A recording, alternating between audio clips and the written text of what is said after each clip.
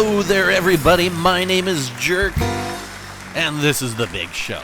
I hope you're all doing well. I'm feeling pretty good. Hockey season has started, despite my Kings losing their home opener. The weather in sunny Los Angeles has cooled, and it's definitely wine weather now, and that means sitting out on the patio, sipping rosé, talking with friends, and if we're lucky, making some new friends, if you know what I'm saying. And speaking of new friends, that's going to get us to today's guest. Ladies and gentlemen, please join us in welcoming out the star of this month's campaign, the Premium Tier 8 Russian Super Cruiser, Battle Cruiser, whatever. Just give it up for Kronshtadt. That's right. Kronshtadt, the ship that doesn't exactly have the folks out in the street dancing all night long, let alone dancing on the ceiling. But let me tell you my feeling. I like it, but I sure didn't right off the bat. And in a way, that reminds me a lot of Riga. And I think the comparisons between Kronshtadt and Riga, or Kronshtadt and Stalingrad, are a good place to start when talking about this ship. But before we get into that, let me go ahead and put the commander and modules I'm using up on the big screen, and I will say I strongly recommend this setup, and I think that's a first for the Big Show. Normally I suggest people try whatever they like, but I will go into this in a little bit. Alright folks, you may want to pause the video for a moment and get your pocket protector and notebooks, because we're going to nerd out real quick, and you're probably going to want to take some notes. Alright, you ready? Riga and Stalingrad have improved penetration angles. Kronshtadt does not. Riga and Stalingrad have shorter fuses. Kronshtadt does not. Riga has dispersion similar to Russian battleships. Stalingrad has dispersion similar to friggin' laser beams. And Kronshtadt has dispersion similar to American battleships. And if you're curious, and I know you are, Riga has an arming threshold of 38 millimeters. Stalingrad, because its shells are magic, only needs to hit 34 millimeters to arm, and despite having the same size of gun, Kronshtadt has to hit 51. Lastly, the penetration on Kronshtadt is just slightly less than Stalingrad, but its shell velocity is practically identical, and I found that at range, thanks to that longer fuse, Kronshtadt actually can hit some of those citadels a bit easier. Got it, you might be thinking. Jerk is suggesting we play this ship at range. Well, slow your roll there, cowboy. I am not saying that at all, but Jerk, it only has a 25 millimeter bow. Any battleship will just blow it up. Well, that's only part of the story, as we are going to demonstrate momentarily. Thank you, Kansas. Please lay a full salvo into my bow, and let's see what happens. Here comes 21 American 406s, and oof. But is that really that oofy? There was one citadel there and one pin for 18,000 damage. I mean, I'm not exactly wanting to take that shot, and in hindsight, it wasn't a good trade. I was trying to catch the Iowa broadside, but I aimed way too low for some reason, so let me just move back here and keep my train of thought going. The Kronstadt's armor profile can be a bit misleading. People see 25 millimeter bow and think I can't bow tank, and you're right. You can't sit still and bow tank, but then you shouldn't be doing that anyway. This game is not about bow tanking, it's about positioning, and I am positioned where I need to be.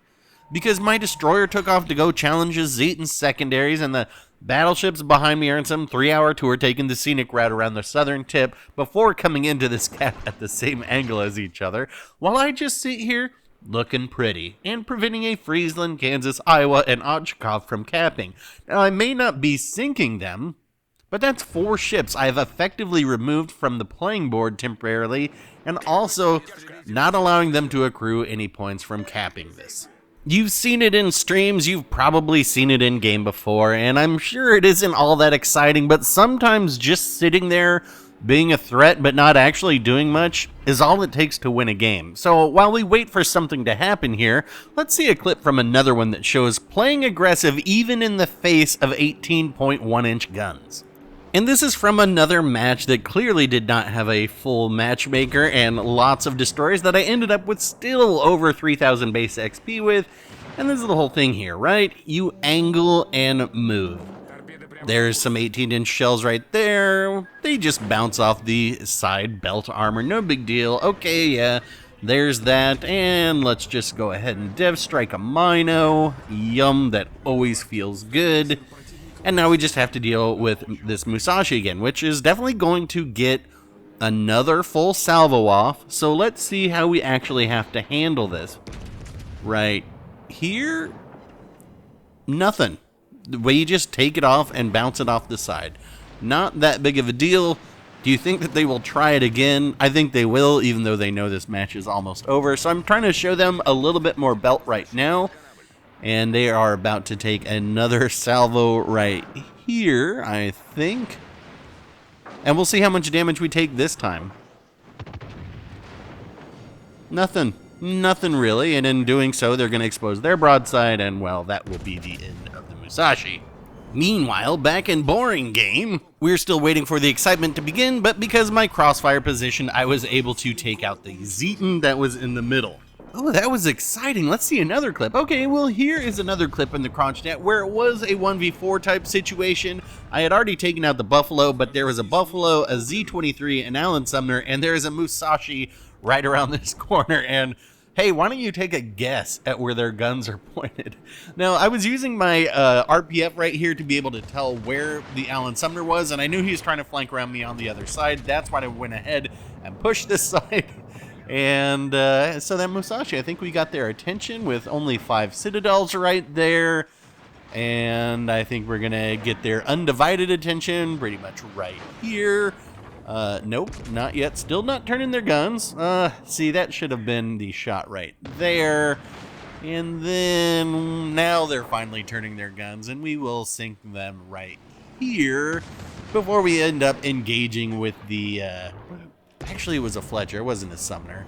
Who's going to come around and try and taunt me right here. But I will end up using this Musashi's hull to try and block some of their torpedoes. But yeah, not quite well enough. Nonetheless, ended up sinking this Fletcher too. All right, back to the boring game. So now that my teammates have finally made it up to the cap, we can all start to push at once. We've known the destroyer down here is a Friesland, and as such, no torpedo threat for a long time. So the only thing that has really been holding me back was the lack of support. But now, let's push and let Yoinkfest 2022 begin. And right there, we just picked up our second ship sunk with the Friesland. I'm looking at all the ships that are available. Kansas is over there. We got an Ochakov, which we cannot overmatch, but we do have a broadside Iowa. So I'm turning my turrets that way, but the Iowa is going to drop spot. However, are we going to get that? We are not. We are actually going to get an incapacitation. So I must have hit their turret. Either way, there's a Plymouth off to the east that is hitting me with silver showers. There's the Ochakov that I cannot overmatch. Approaching this way, so I'm going to try and help get rid of this Kansas to afford myself to be able to drop spot. Now, you may not have noticed it immediately, but the Ochakov has turned back in towards us, and that's telling me that it's coming for probably a torpedo run. This Kansas is keeping me spotted, so the sooner that we can get rid of them, the more that will help me prepare my positioning for the Ochakov. And it looks like we're going to yoink this, but we don't even bother shooting at it because we knew that was going down. Okay, so Plymouth in the smoke over to the east. Ochakov trying to get close to this island and come around and tort me. So I'm in reverse to try and position myself for a crossfire between it and the battleship behind me. And as it turns out, this is going to be a yoink too. I mean, that Ochakov is taking fire, but... hey, sometimes this is just how it goes, right? Anyway, Ochakov coming around the corner. We've got him. We've got him in our sights, and God, they just have no health. It may not be particularly glorious, but this is going to be our third ship sunk right there, all over pins. But that was to be expected. As I mentioned, the arming threshold is 58 millimeters, and we know Ochakov does not have that on the bow. There's a Buffalo who looks like they want to engage, but then they change their mind and sail off into the sunset for the rest of this game. Exciting. Anyway, as soon as I drop spot, which is now, I'm going to turn back towards the center and go find that Plymouth that was shooting me because they are just sitting in smoke, and I have a radar soon. You know, the interesting thing about this is the red team, they could have won this, right? Those two battleships at A did not need to stop. They could have just come around that island and nuked me. They had a Friesland there too, they had an Ochkov there, but because they didn't push their advantage, they didn't push their strength, and they were just held back by one ship sitting behind an island, yeah, it may have cost them the game. Either way, same thing kind of happening now. That Buffalo, I mean, it looks like the red team's lost that, but the Buffalo just heading up to the north to not be engaged. Oh, look, a weak Plymouth. And this is going to be our fourth ship sunk. Yoink, yoink, yoink, Yoink Fest 2022. And so we know there are 3 ships left now. There's the full health Buffalo, which is right there, still sailing north, not wanting to play the game. But if we look over to the right on the mini-map, there is the Iowa from before. And, you know, I was thinking, I'm going to get this Iowa. I'm going to get this Iowa, and I'm going to make this a Kraken, even though this has not been the most exciting game to write home about. And, you know, these aren't always necessarily educational videos. I do feel like we nerded a little bit more out on positioning on this one than usual. But here is a piece of advice. I have positioned myself for a crossfire again right here. If this Iowa had more health, this would be a great spot. But as it is, they are pretty low health, and I'm just zooming in and out, because I want to sink this ship so badly and get this Kraken on the Kronshtadt. We get our shots over the top, right there. It's a very solid crossfire, and it is also Kraken 430 in the Kronshtadt. I give him, that's how it's done. Actually, I think that was the horn, but anyway, I'm not going to make you all watch the rest of this because you'll never believe what happens. The red team just continues to run away. So let's jump to the scoreboard. All right, well, we all know that I only had about 66,000 damage, so what do you think? Where do you think we finished? Let's have a look. Survey says first place with 2,516 XP for a good game, but looking at that scoreboard, actually looks like most of both teams had a GG, and that's going to wrap it up for this one, except for, you know what, I just remembered something.